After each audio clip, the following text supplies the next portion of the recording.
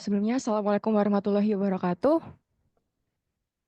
Ya, sebelumnya selamat siang kepada Bapak Ibu Dewan Juri sekalian.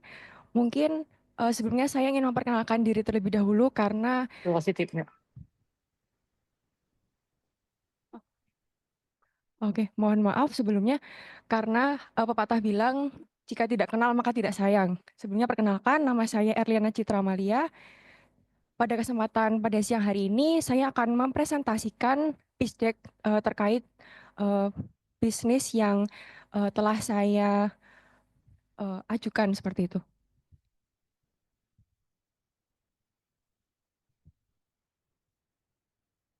Baik, mungkin sebelum saya masuk ke dua gambar yang tertera pada layar Bapak, Ibu, dan rekan-rekan sekalian, saya ingin sedikit bercerita bahwa sebenarnya usaha ini mulai saya rintis pertama kali atau ide ini muncul berawal ketika kegiatan KKN tahun ini, yaitu kemarin saya KKN pada bulan Agustus mohon maaf, pada bulan Juli hingga bulan Agustus, di mana untuk komoditas utama di tempat saya KKN itu adalah kentang.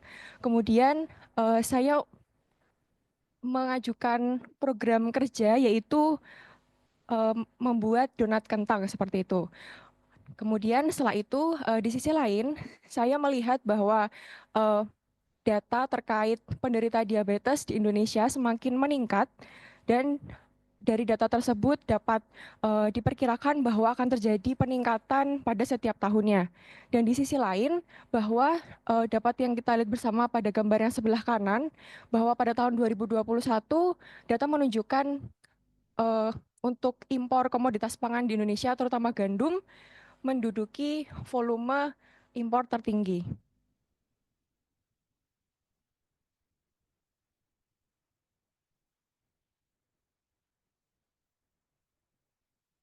Oleh karena itu, terhadap dan atas latar belakang yang sudah tadi saya paparkan sebelumnya, saya menginovasikan untuk usaha yang dengan nama Bakekarya, di mana Bakekarya ini merupakan usaha rintisan di bidang roti-rotian, khususnya donat, di mana Bakekarya ini menawarkan produk inovasi yaitu Potato Twist Donut.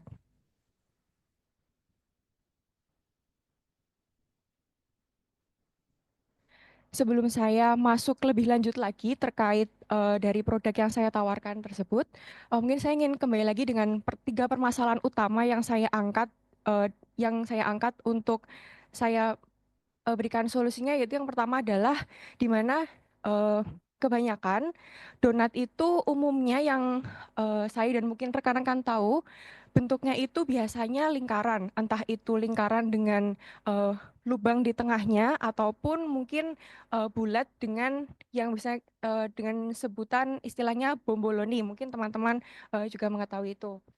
Nah, seiring dengan perkembangan zaman ataupun waktu, mungkin teman-teman juga memikirkan kira-kira apa sih inovasi atau kira-kira ada bentuk lain daya dari donat yang sekarang hanya itu-itu saja seperti itu.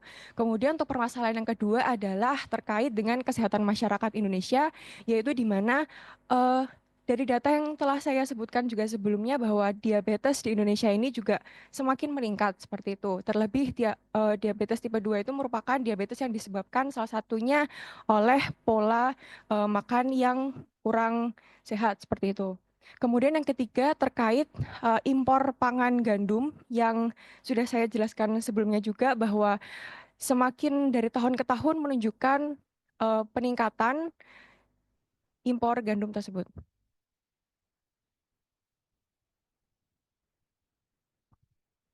Oleh karena itu, dari ketiga permasalahan utama yang sudah saya sebutkan, dari usaha ini saya menawarkan tiga solusi seperti itu. Yang pertama adalah inovasi bentuk donat, yaitu twist donat, di mana sejauh yang saya amati atau sejauh yang saya cermati bahwa di Indonesia ini belum banyak donat yang berbentuk lain atau berbentuk yang berbeda dengan donat pada umumnya, yaitu berbentuk ulir. Yang kedua juga saya menginisiasikan untuk menggunakan bahan substitusi berupa kentang, di mana kentang ini merupakan komoditas yang cukup banyak ditemui di Indonesia dan juga memiliki kandungan serat sehingga dapat mengantisipasi pelonjakan darah pelonjakan gula pada dalam darah manusia.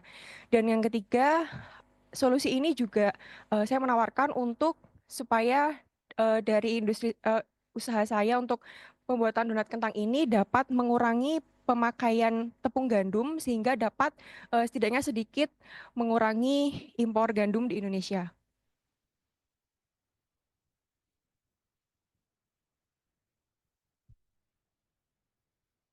Ya, untuk sejauh ini, usaha yang telah berdiri sejak bulan Oktober tahun 2024 ini sudah berarti sudah sekitar 2 bulan usaha ini berjalan. Pemesanan sejauh ini baru melalui WhatsApp dan online form. Kemudian dilakukan produksi dan pengiriman kepada konsumen seperti itu.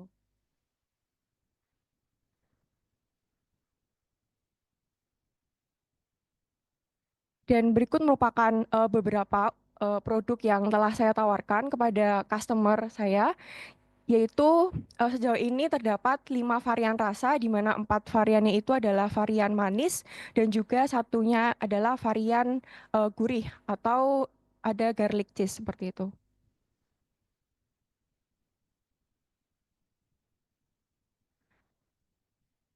Sementara itu, untuk jangka panjang atau visi dari usaha saya, utamanya adalah saya bercita-cita untuk mendirikan donat cafe seperti itu, di mana sehingga masyarakat yang menikmati donat kentang saya dapat menikmatinya secara langsung di outlet seperti itu, dan juga bisa menikmati interior yang ada di outlet, dan juga yang pastinya banyak spot-spot foto yang Instagramable seperti itu. Saya juga melihat bahwa semakin zaman ke sini semakin banyak orang yang telah memikirkan eh, salah satu karakter tersebut. Oleh karena itu, untuk mencapai visi tersebut, saya telah memetakan market segmentation, yaitu adalah laki-laki dan perempuan dengan usia 15 sampai 49 tahun, di mana pekerjaannya adalah pelajar, mahasiswa, dan pekerja dengan pendapatan menengah dan menengah ke atas.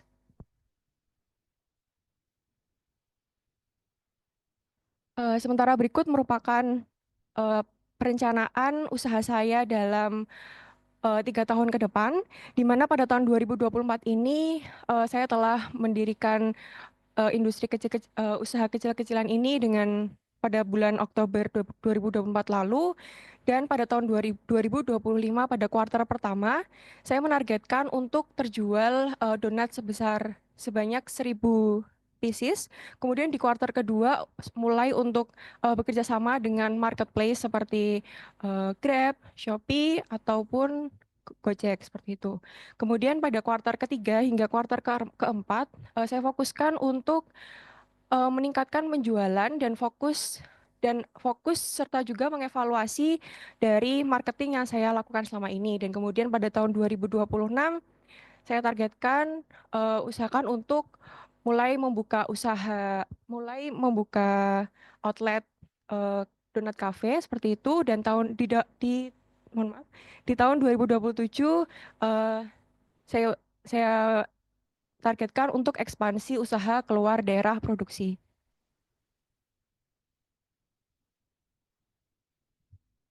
Ya, berikut merupakan kompetitor dari usaha saya, di mana 3 teratas gambar yang di atas itu merupakan macam-macam usaha donat kentang yang sudah brandingnya juga sudah cukup kuat, terutama di Yogyakarta.